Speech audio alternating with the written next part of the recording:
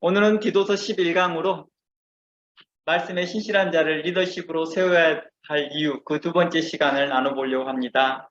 디도서에서 리더십들이 책망하고 책선해야 하는 그 대상은 누구일까요? 우리가 지난주에 살펴보았지만 바로 하나님의 말씀과 그리스도의 복음과 사도들의 가르침을 따르지 않는 자들이었습니다. 그들을 향하여서 뭐라고 말했습니까? 거스려 말하는 자들이다 라고 말했습니다. 어떤 자들이요? 거스려 말하는 자들. 거스려 말하는 것은 사도의 가르침과 교훈을 인정하지 아니하고 도리어 반박하는 자들이라고 말하는 거지요. 뭐 하는 자들이요? 반박이요. 반박할 정도의 수준이면 굉장한 거죠. 반박하는 거예요. 그리고 자기 주장을 내세웁니다. 이러한 자들을 책망하고 책선할 수 있도록 교회 리더십들에게 그의 권위를 허락하되 말씀에 신실한 자들을 세우라는 것입니다.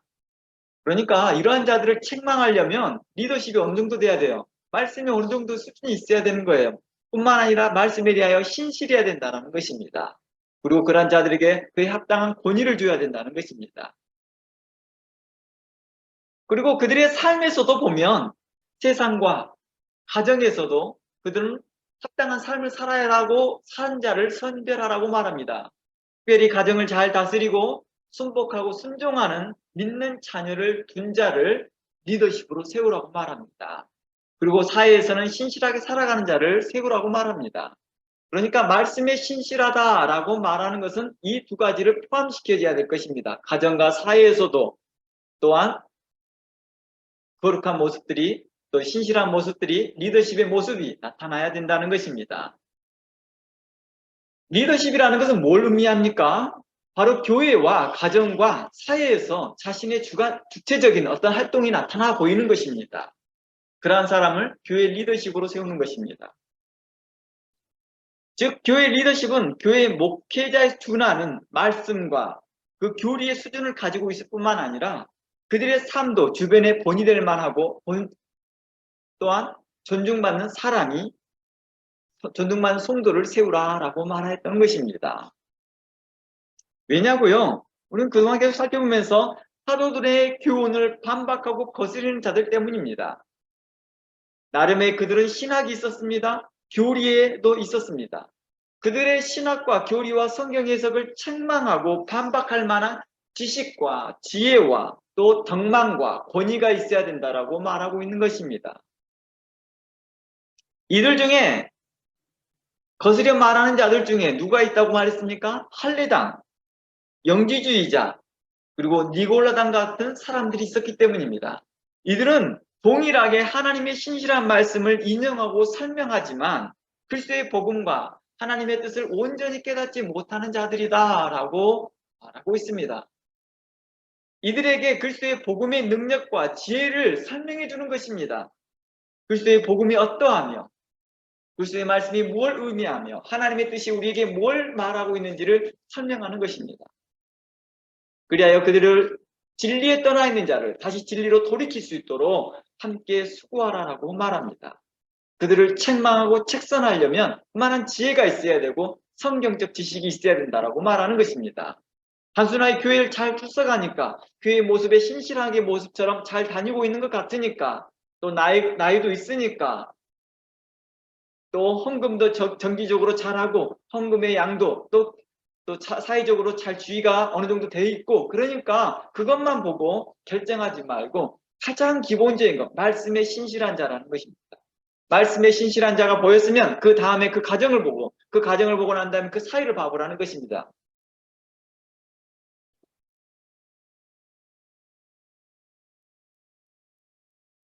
바로 이러한 사람들을 교회에서 세워서 교회를 보호하고 교회가 병 들어가는 것을 지키게 하고 병 들어가지 못하도록 보호하기 위한 목적이었던 것입니다. 기독교 사회에서도 이런 일들이 있었습니다. 바로 종교개혁, 1517년 10월에 일어났던 종교개혁 이후에 로마 카톨릭으로부터 분리되었지만 교회는 정작 수많은 거짓된 가르침과 교훈에 함께 있었습니다. 당시에 종교개혁이 딱 일어나자마자 사람들이 우르르 교회로 몰려왔지, 분리되어 나왔지만 분리되어 나온 사람들조차도 어땠습니까? 아직도 로마 카톨릭의 잘못된 교훈에 젖어들어 있었다는 것이죠. 잘못된 구원론. 그 대표적으로 뭐였습니까? 우리가 면죄부라는 그런 것들이 있죠. 당시에 또 잘못된 사람에 대한 바라보는 시점들이 있었습니다. 일명 마녀 사냥이라는 그런 부분들도, 잘못된 주술, 잘못된 생각들, 잘못된 성직자에 대한 그 태도들, 그런 여러 모든 것들이 성경에 종합하여서 잘못된 신앙관을 가지고 있었던 것입니다. 그래서 교회는 또다시 일대 혼란이 있었다는 것입니다. 마치 신약교회가 유대교회에서 분리되었습니다. 처음에 유대교회에서 신약교회가 분리되어 나왔습니다. 그런데 그 교회 안에 유대주의 교훈, 곧 할례당의 교훈과 니골라당의 교훈이 있었다는 것입니다. 유대주의적이거든요. 할례당은 유대주의적, 니골라당도 유대주의적이거든요. 그러니까 두 교훈이 교회 안에서 영향력을 미칩니다. 나름의 권위를 갖고 있습니다. 나름의 정통성도 가지고 있다는 것입니다. 그것도 하나는 당시에 헬라 문화가 익숙해졌고 헬라 철학이 당시에 많은 지식인들에게 영향을 미쳤고 또 많은 사회 전반에 영향을 미쳤던 시대에 헬라 철학에 영향을 받는 영지주의자의 그 교훈이 성경과 접목시켜서 또 교회 안에 깊이 침투해 있었습니다. 이처럼 종교개혁 이후에 교회 안에 로마 카톨릭 신앙과 개혁신앙이 뒤섞여 있는 그런 상황이었던 거죠. 그러니까 우리가 종교개혁 하면 와 단순하게 짠 하고 됐다라고 생각하지만 그렇지 않습니다. 그 안에 또 수많은 교리적으로나 신앙적으로나 성경 해석학적인 어떤 체계가 필요했던 것이죠. 마치 신약교회처럼 말입니다. 신약교회도 처음에는 할례당의 교훈이 받아들여졌습니다. 그러나 차츰 이 교훈이 옳지 못하다는 걸 알게 되면서 몇십 년에 걸쳐서 그것을 계속해서 정죄했던 것이죠. 이건 잘못된 교훈이요. 이 교훈을 가르치는 자는 저주를 받을 것이다 라고 한 것 같이 이제 로마 카톨릭으로부터 분리되어졌던 종교개혁의 교회들이 이제 이러한 일들을 작업을 하기 시작합니다. 그리하여 수십 년이 지나면서 교회의 교리의 일치와 교회 리더십과 성도들의 신앙의 정비를 위해서 신앙, 요리문답이 만들어지기 시작합니다. 그것이 바로 그 유명한 독일의 하이델베르크의 요리문답입니다. 하이델베르크 요리문답을 장로교 쪽 분야에서 어느 파트에서는 익숙하지만 어느 쪽 장로교에서 익숙하지 않지만 그 하이델베르크는 굉장히 유명한 신앙 고백입니다. 바로 종교개혁 이후 45년이 지난 이후에 1563년에 독일에서 하이델베르크라는 요리문답을 신앙 요리문답을 만들어냅니다. 그리고 85년이 지난 이후에 또다시 영국에서는 웨스트민스터 소요리문답, 대요리문답이 만들어진 것이죠. 그래서 우리가 지금 최근에 만들어진 그 요리문답이 익숙한 거예요. 웨스트민스터 신앙고백 이런 걸 익숙한 거예요. 이렇게 만들어진 이유가 뭐였습니까? 교회 일치도 위함이었지만 교회 하나가 되는 것입니다. 많은 종교개혁 교회가 있었지만 그들 안에서도 다양한 교리가 섞여 있더라는 것입니다. 마치 신약교회가 교회로서 독립되어졌고 유대교로부터 독립되어 나아졌고 많은 지역사회에 또 많은 나라에 그리스도의 복음이 증거되어졌지만 여전히 교회 안에는 어땠습니까? 다양한 교리가 들어있다는 거예요. 할례당의 교리, 니골라당의 교리, 그 다음 영지주의자의 교리 이런 것들이 교회 안에 뒤섞여 있었습니다. 그러다 보니까 이러한 것들이 어느 정도 파급력이 있었냐면 사도들의 가르침을 거스릴 정도였다는 것입니다. 거스리다라는 뜻이 뭐였죠? 반박하는 것입니다. 어느 정도 반박했어요? 그들의 자기 주장을 할 정도였습니다. 자신의 교리를 이야기했습니다. 우리가 전에도 살펴보았지만 그들의 전통성도 이야기했다는 것입니다.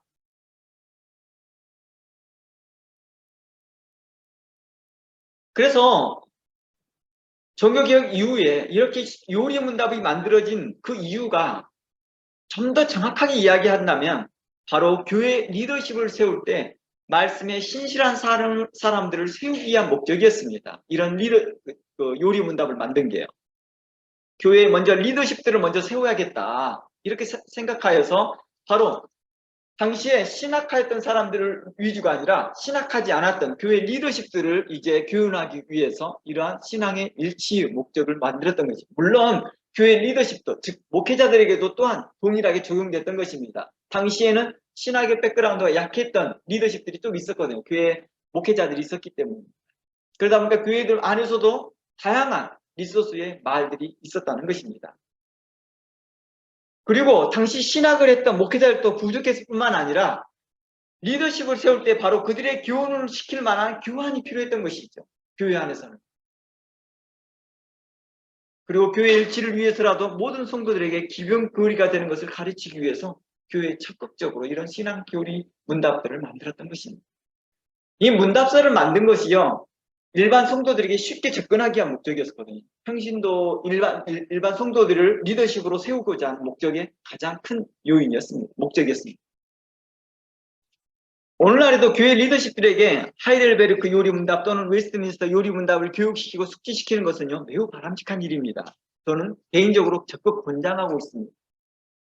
그래서 저는 여러분도 경험하였겠지만 저를 통해서 웨스트민스터나 저 같은 경우 웨스트민스터를 많이 했겠죠. 웨스트민스터를 여러분들이 한번 교육을 다 받으신 적이 있을 거라고 합니다. 한번 읽어봤든지 아니면 이런 것이다라고 점검을 해보았을 것입니다. 최소한 교회 리더십이라면 성경의 깊은 해석은 아닐지라도 이 정도의 요리문답은 숙지하고 있어야 된다는 것입니다. 그러나 오늘날 목회자가 하이델베르크 요리문답과 웨스트민스터 요리문답에 갇혀있는 분도 있습니다. 너무 지나치게 교리를 중요성하다 보니까 여기에 갇혀 있습니다.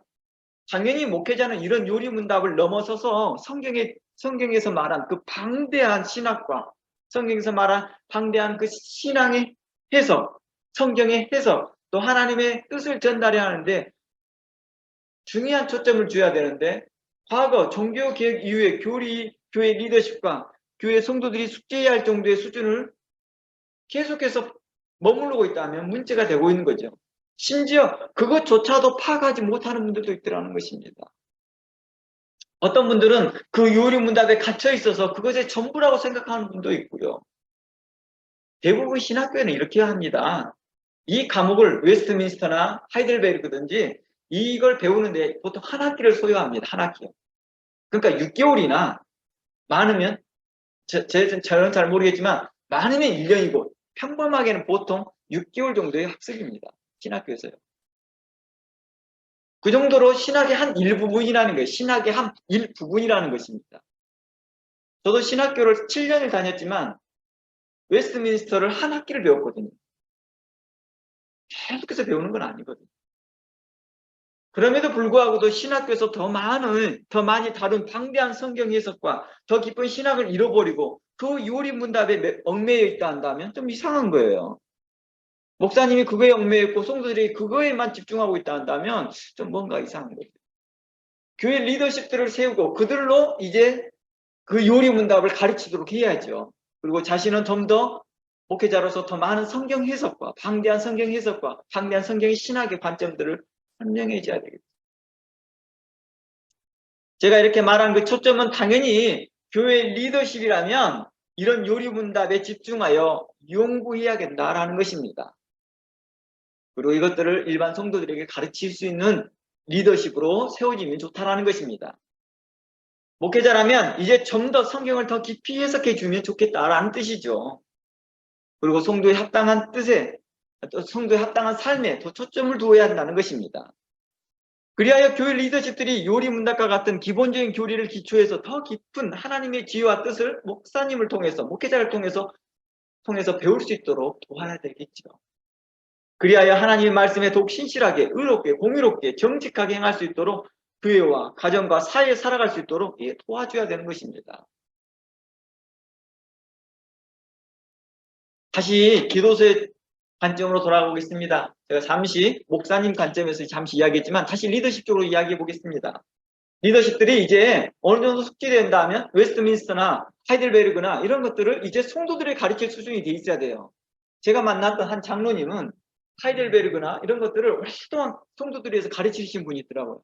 저는 그분에 대해서 굉장히 리스펙팅하는 마음이었습니다. 존중하는 마음이었습니다. 목사도 아닌 장로가 그 정도의 수준을 연구하고 가르치는 것에 정말 저는 칭찬하고 격려하고 또 격려하는 편입니다. 이제 목사는 웨스트민스터나 하이델베르를 가르치는 수준이나 그 이상을 넘어서 성경의 그 다양한 방대한 성경 해석을 통하여서 이제 더 깊은 신학과 더 깊은 하나님의 말씀의 뜻을 전달해 줘야 할 필요성이 있다는 것입니다. 다시 디도서에서 나와 있는 그레데 교회와 신약 교회로 이제 돌아가 보겠습니다. 당시 그레데 교회뿐만 아니라 신약 교회 안에는 거스리는 자들 중에 할례당의 가장 영향력을 크게 가지고 있었습니다. 지난번에 이들에 대해 자세히 말했기에 오늘은 좀 간단하게 요약하며 확인만 하고 지나가겠습니다. 당시 신약교회 때는 영지주의자와 니골라당은 역사가 얼마 되지 않은 신생 그룹이었습니다. 영지주의자와 니골라당은요. 물론 니골라당도 역사적으로 보면 할례당과 관련이 있어서 역사가 깊다라고 하지만 어떻게 보면 좀 신생 그룹이라고 할 수 있습니다. 그런데 할례당은요, 오랜 유대 전통과 율법과 장로들의 유전과 신학에 있어서 자신들의 정통성을 강조했던 사람들입니다. 그들은 전통성이 있고 또 역사가 있었던 사람들입니다. 그러기에 그들은 강하게 반발했죠. 사도들의 가르침을 공격했던 자들입니다. 반박도 하고 자신의 주장도 내세웠던 자들입니다. 그래서 사도 바울은 사도들의 가르침에 거스려 말하는 자들 중에 누가 가장 심했다? 할례당이 그들 중에 가장 심했다라고 말합니다. 그들의 반발하는 것과 그들의 주장이 나름의 전통성과 신학의 흐름과 신학의 정당성을 이야기했기 때문입니다. 그들은 그룹이 크고 오랜 역사와 함께 있었기 때문에 사람들을 쉽게 보수와 정통의 진영에 있는 듯 보였기 때문입니다. 그래서 교회에서 그들의 영향력은 쉽게 무시하지 못했던 거죠. 그렇다고 해서요, 영지주의자나 또 니골라당이 교회에 미치는 영향이 교회에서 적었다는 뜻은 아닙니다. 할례당과 영지주의자 그리고 니골라당 이들 중에 누구라 할 수 없이 모두 교회에 치명적인 거짓 교훈을 가르쳤던 자였습니다. 당시에요. 그래서 온통 집안을 엉망진창으로 해놨다라고 표현하고 있는 것입니다. 그래서 이들은 모두 교회를 어지럽히고 성도들을 병들게 하는 자들이다라고 성경은 이야기하고 있었습니다. 지적하고 있습니다. 그들은 공통적으로 나타나는 것은 스스로 만족할 만한 탁월한 교리와 교훈은 가지고 있지만 행위로는 부정하는 삶을 보인다라고 사도 바울은 지적하고 있습니다. 자신들에게 훌륭한 교리와 정통 신학이 있다고 하지만 정작 그 훌륭한 교리와 정통 신학은 자신들의 가르침과 설교와 책에만 있을 뿐이라는 것입니다. 그리고 자신들의 삶에는 전혀 적용되지 않았다는 것입니다. 그들은 교리적으로 신학적으로는 어느 정도 체계를 가지고 있었던 것인 것은 분명합니다. 그러나 문제는 뭐예요? 그 교리와 신학의 삶이 없는 죽은 믿음에서 나온 것이라는 것입니다. 뭐가요? 그들의 교리와 신학이 자신의 죽은 믿음에서 나온 거라는 거예요. 사도 야고보의 지적처럼 믿음이 있노라 하고 행함이 없으면 무슨 이익이 있으려 하는 야고보서 2장 14절 말씀과 같이 그들의 교리에 대한 믿음이 있노라 하고 그 교리에 대하여 행함이 없다면 무슨 유익이 있겠느냐라는 것입니다. 그 신학에 대한 믿음이 있노라 하고 그 교리에 대하여 믿음이 있노라 하고 그 신학과 교리에 대하여서 합당한 삶이 없다면 무슨 유익이 있겠느냐라는 이 초점입니다. 사도 바울은 이러한 그들을 향하여서 디도서 1장 16절에 뭐라고 말했습니까? 다 함께 봐봅니다. 1장 16절에 저희가 하나님을 시인하나 행위로는 부인하니 가증한 자요 복종하지 아니하는 자요 모든 선한 일을 버리는 자니라 라고 말합니다. 저들에게 뭐라고 말했습니까? 하나님을 시인합니다. 그러나 행위로는 부인하는 자들이래요. 이 말과 야고보서 하는 말이 똑같은 동일한 말입니다. 사도 바울과 사도 야고보는 동일하게 이야기하고 있었습니다. 저희들은 믿노라 하면서도 삶이 없는 자들에 대해서 죽은 자의 믿음이다라고 사도 야고보가 이야기한 것을 사도 바울도 이걸 동일하게 표현하고 있다는 것입니다. 이건 죽은 믿음이야. 입술로는 하나님을 시인하나 행위로는 부인하는 자들, 그들은 어떤 자들이라? 가증한 자요, 복종하지 않는 자요, 모든 선한 일을 버리는 자라고 말합니다. 거짓 교사들, 당시에 할례당과 영지주의자, 니골라당 이런 거짓 교사들은 하나님을 잘한다고 떠들어대지만 자신의 전통성, 즉 할례당 같은 경우는 자신의 전통성을 강조하고 교리를 강조하지만 실제적으로는 행위로는 하나님을 부인하였다고 말하는 것입니다. 그들은 신앙은 입으로는 시인합니다. 자신은 하나님을 시인하고 교리를 인정하고 그렇게 인정하나 하나님의 뜻에 합당한 삶을 살지 못하는 자들입니다. 아마 그들은 이렇게 했을 것입니다. 사도들의 교훈에 따라서 오케이, 우리가 이방인들이 죽게 전하는 것을 용납하노라, 우리가 사랑하노라, 우리가 웰컴하노라 라고 입으로는 시인하나 행위로는 뭐합니까? 이방인과 교제합니다. 할례 받지 않는 이방인들과는 꺼려하고 있다는 거예요. 여전히 마음속으로는 뭐하고 있어요? 다른 생각하고 있다는 것입니다. 제가 이러한 모습이 오늘날의 모습도 보여요. 교회 일치, 교회가 하나 됐다라고 말하면서 장로교회, 감리교회, 침례교회, 오순절교회 목사님들이나 성도들이 모여있으면서 교회가 하나 됐다고 찬양하고 그러면서도 은근히 마음속에는 나는 감리교회야, 나는 침례교회야, 나는 장로교회야, 나는 너희가 달라 이렇게 생각하고 있더라고요. 아직도 자신의 신앙의 교리의 우월감 속에 있더라는 것입니다. 자기 교단의 우월감 속에 있더라는 것입니다. 그런 자신의 신앙의 우월감을 가진 자들을 향하여서 성경은 뭐하고 있다고요? 그들을 향하여 가증한 자라고 표현하고 있더라는 거예요. 가증한 자. 입술로는 하나님을 시인하나 행위로는 부정하는 자. 이런 자들을 가증하다. 너희가 아무리 정통 신학이 있고 그걸 자랑한다 할지라도 너는 가증한 자야 라고 말하고 있다는 것입니다.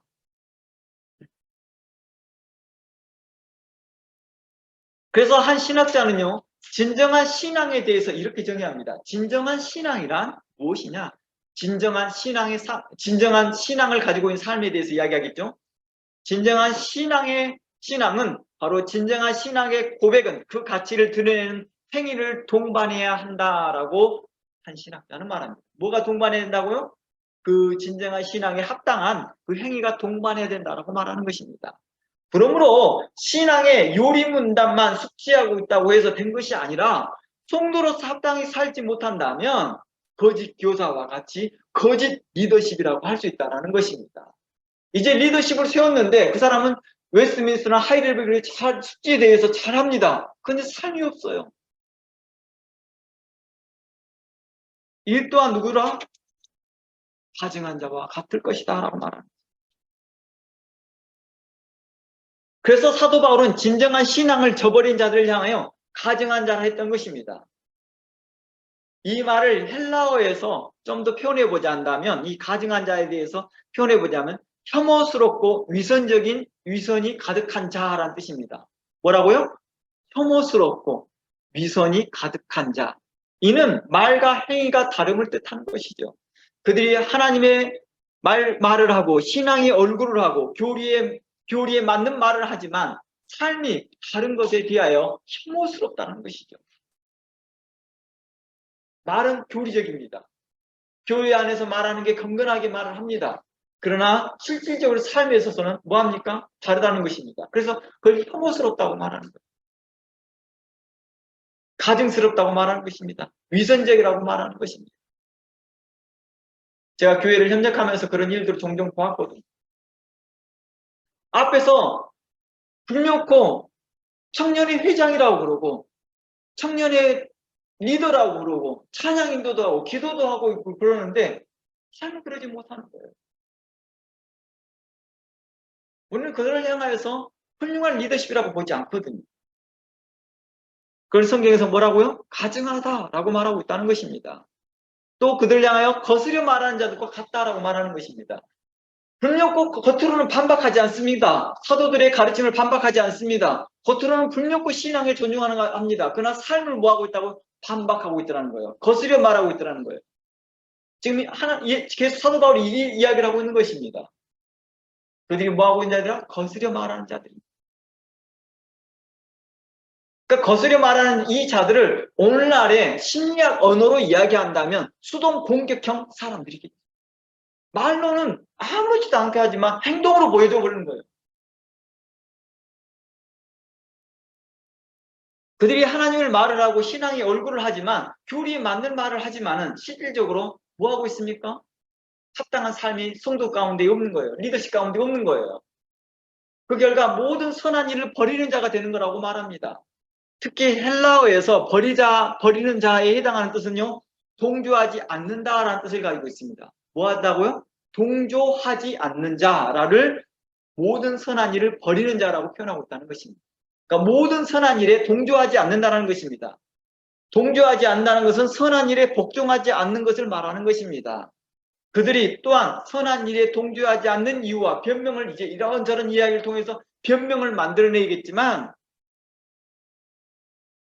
성경은 그러한 자들을 위선적이요 태도에서 나온 것이요 그러므로 혐오한다라고 말하고 있는 것입니다. 이들은 하나님의 뜻을 알고도 그것을 행하기보다 자신들이 하지 않는 변명과 이유가 더 많은 사람이라는 것입니다. 그들은 하나님의 영광을 추구하기보다는 자신의 생각과 고집과 변명과 철학과 자신의 생각을 내세우는 데들에 앞서는 자들이라는 것입니다. 입술로는 주여 주여 하지만 아버지의 뜻대로 행하지 않는 자라고 말하는 것입니다. 그래서 그들은 하나님께 대하여 거스리는 자, 거스려 대하는 자들이라는 것입니다. 사도의 가르침에 거스려 말하는 자들이라는 것입니다. 그러니까 사도들이 했던 말 하나하나를 다 반박해서가 아니라 사도들이 했던 말들은 뭐예요? 앞에서는 듣는 것 예스라고 말하지만 실상 뒤돌아서면 할례받지 않는 자들과 할례받지 않는 이방인, 죽게 돌아온 이방인들과 어떻게 합니까? 교제하지 않습니다. 오늘날 교회는 어떻습니까? 그렇습니다. 여전히 교회 안에서는 사랑을 말하고 교회 안에서 용납을 이야기하고 교회 안에서는 절제를 이야기하고 교회 안에서는 순종을 이야기하고 교회 안에서 복종을 이야기는 하지만 이것은 말로 끝나더라는 것입니다. 다 똑같이 한 입술로 아멘이라고 말하지만 아멘 가운데 삶이 없는 것이죠.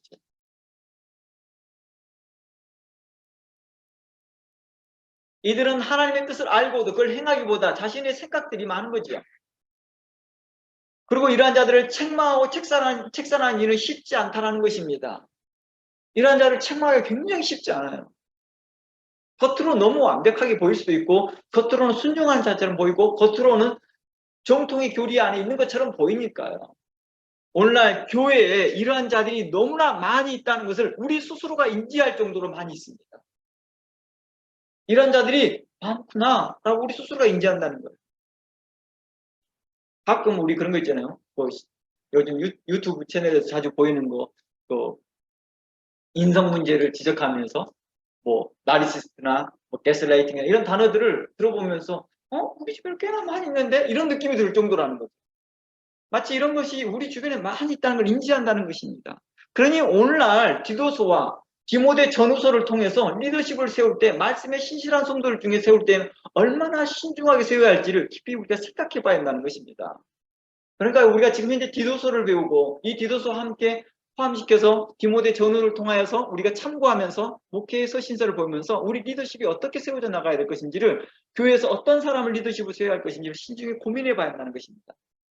우리는 자칫 교회 리더십을 상대방의 문제를 잘 지적하는 사람을 세우려는 경향이 있습니다. 너가 잘못했어, 이거 잘못했어 이렇게 지적질을 잘해주는 사람. 그래서 목사님부터 성도들까지 이르기까지 그들의 각자의 문제점들을 잘 지적하는 사람을 교회 리더십으로 세우는 사람들이 종종 있거든요. 교회가 있더라는 것입니다. 근데요, 정작 자신은 그러한 삶을 살지 못합니다. 이러한 사람은 교회 리더십 세우면 어떻게 됩니까? 문제가 됩니다. 이러한 사람은 교회 리더십 세우면 안 됩니다. 이러한 자를 교회 리더 세우고 나면 후에 교회는 또다시 혐오스럽고 가증스러운 외식한 자를 보게 됩니다. 말로는 하나님을 인정하고 행위로는 부정하는 또 다른 리더십을 보게 될 거라는 것입니다. 자기가 목사님부터 성도까지 다 지적질을 잘하지만 막상 자신이 그 리더십에 딱 섰을 때는 또 자기는 그렇게 안 살거든요. 지적질만 하고 살더라는 거예요. 그 사람은. 평생 지적질만 하고 살아요. 사도 바울이 지적하고 예수님이 지적할 땐 자신의 삶 가운데 그게 보였거든요. 자신이 그렇게 외식된 삶을 살지 않았다는 것입니다. 자칫 교회가 이러한 자들을 제대로 검증하지 않고 리더십으로 세우고 나면 그 이후 교회가 감당해야 할 시험은 가히 상상하기 어려울 만큼 힘들 정도로 교회에 다가오더라는 것입니다. 관계 가운데서, 운영 가운데서 큰 많은 시험거리가 오더라는 것입니다. 뿐만 아니라 목회자로서 교회 리더십들에게 본이 되는 삶을 살도록 더 깊이 생각하고 고민하면서 말씀을 증거해야 될 필요성들, 신실하게 살아야 할 것들을 목사 스스로도 점검해 봐야 돼요. 이 부분을 볼 때요. 목사로서 교회 리더십들에게 이제 본이 되어야 될 만한 자신도 점검해 봐야 되잖아요. 이런 사람들만 교회 리더십을 뽑으려고 한다면 자신도 바로 이러한 기준에서 합당한 사람이 되어야 되잖아요. 목회 서신 디모데전서 4장에서는요. 이렇게 말합니다. 목회자에게 권면하기를 이렇게 말합니다. 4장 13절에 한번 가보죠. 디모데전서 4장 13절.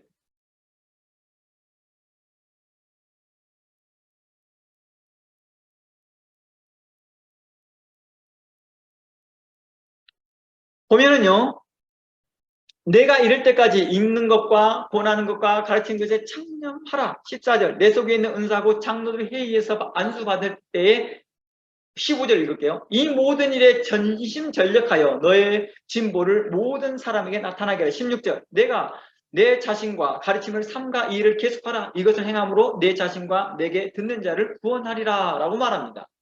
이것을 보면 권하는 일과 가르치는 일에 창념할 뿐만 아니라 자신이 가르치는 내용을 잘 살피고 고민하고 신실하게 가르치라고 말합니다. 이것이 16절에 나온 이유. 내 자신과 내 가르침을 삼가하라 이 말이죠.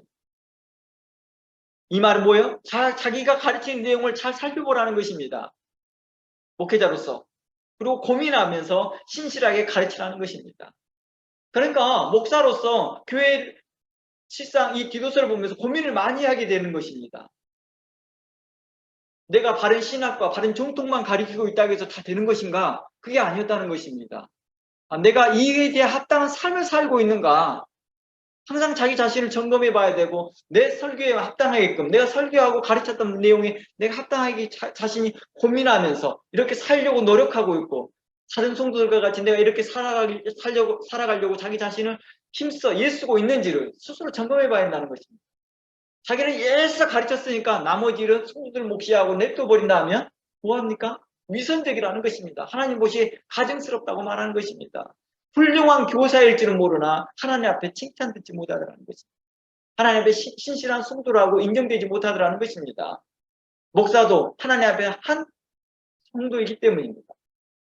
우리 모두 중에 성도 아닌 사람이 누가 있습니까? 우리 모두 성도입니다. 목사이기 전에 한 성도이고 그렇게 목사이기 전에 하나의 신실한 성도로서 살아면서 목사가 되는 것이죠. 교회 리더십도 마찬가지입니다. 신실한 성도로 살면서 신실한 리더십으로 살아나는 것입니다. 다른 사람들을 바른 교리, 정통 교리를 이야기를 해주지만 실상 자신이 거기 합당한 삶을 살지 못한다면 하나님은 그들을 향하여서 책망하고 있다는 것입니다. 너 또한 거스리는 자와 똑같아. 거짓을 가리키는 자와 똑같아. 너도 할례당의 교류에 빠진 자와 똑같아. 그들도 정통을 이야기하고 하지만 그들이 실질적으로 사도들의 가르침대로 너희 행하니 하지 않지 않느냐. 그들은 겉으로는 아멘, 겉으로는 예스라고 대답하지만 실상 예배 끝나고 나서 할례 받지 않은 자들과 악수하지도 아니하고 할례 받지 않는 자들과 함께 교류하지 않고 식사 한번 초대하지 않지 않느냐. 오늘날 같은 경우 어떻습니까? 너희들 정말 솔직히 카톡으로 서로 안부 인사도 하지 않지 않느냐.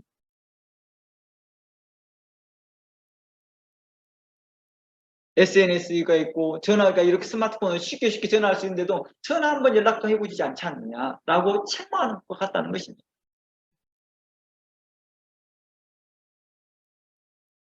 성경은 이렇게 말합니다. 너희가 많은 사람들에게 본이 되라고 말합니다. 제일 먼저 이 일에 목사가 먼저 본이 돼야 되고 리더십들을 세울 때 이렇게 본이 될 수 있는 사람들을 리더십을 세우는 것입니다.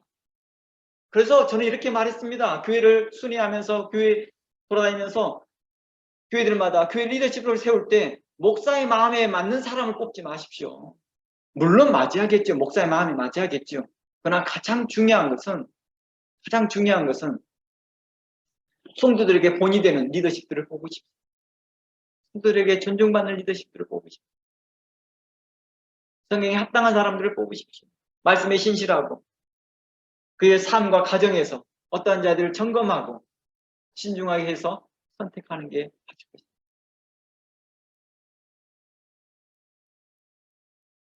빌립보서 3장을 가보면요. 이런 말이 있습니다. 우리가 이 말씀 보고 마치고 다음 주에 연결해서 보겠습니다. 빌립보서 3장 말씀 가보겠습니다. 17절입니다. 형제들아 너희는 함께 나를 본받으라. 사도 바울은 정말 대담하게 담대하게 믿음으로 성도들에게 자신을 본받으라고 말합니다. 우리로 본을 삼는 것 같이 그대로 행하는 자들을 보이라 라고 말합니다. 사도 바울은 고린도 교인들에게 했던 것 같이 고린도 교회에다도 말하거든요.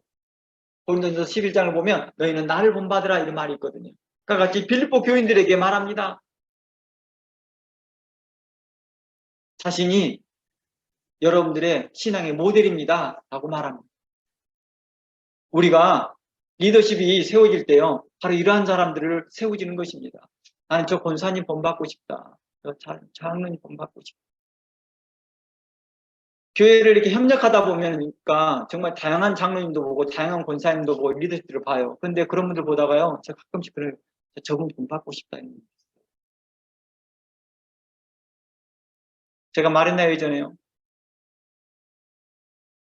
제가 목회를 하다가 협력사역 하다 마음에 너무 지침이 있어서 교통사고 나서도 그랬겠지만 마음에 힘듦이 있어서 잠시 안식년을 갖고요 한국을 갔습니다. 그 한국에 가서 저희 어머님과 대화하는 동안에 정말 나도 모르게 일어서서 무릎 꿇고 절을 하더라고요. 어머니. 그분의 지혜와 그분의 성품을 보면서 교회에 이런 마음들을 가지면 좋았겠다. 내가 그랬어요. 정말 어머니께 다시 배웁니다. 엄마. 이런 분들을 보더라는 거예요. 나도 모르게 고개가 숙여져요. 존중감이 가지고요.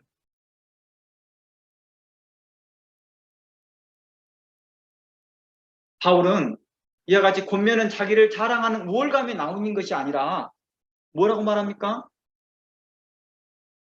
자기 자신에 대하여서 신앙의 본이 될 수 있는 어떤 삶을 이야기하고 싶었던 것입니다.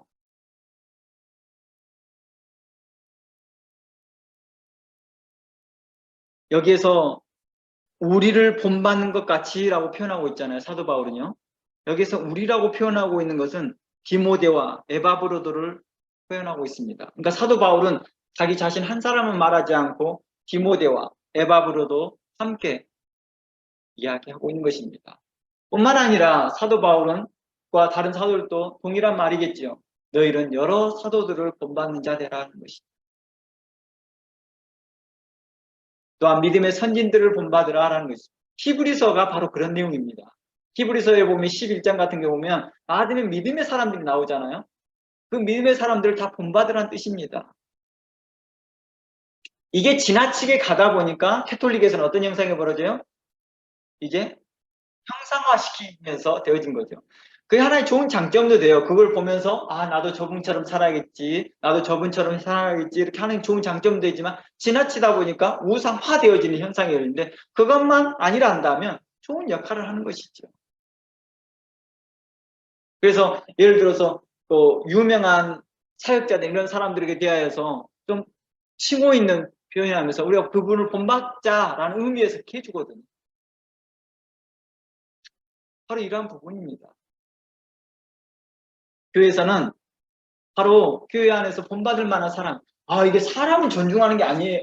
뭐 이런 말 할 필요 없어요. 존중하고 난 다음에 그런 말을 한다는 말은 맞는데 존중도 하지 않으면서 처음부터 거부 반응 때문에 그렇게 하고 있다는 얘기죠. 진짜 존중하는 사람들은요, 그 사람을 보고 존중하는 게 아니죠.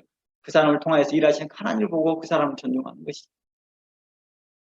꼭 마음에 거스리는 마음이 있고 반대하는 마음이 있으니까 꼭 사람을 보려고 하는 것이죠. 자신이 하지 못하니까 거기에 대한 변명과 핑계를 수없는 이유를 대더라는 거예요. 자신이 거스리는 행동에 대하여서 자신을 변명하기 위해서 그렇다.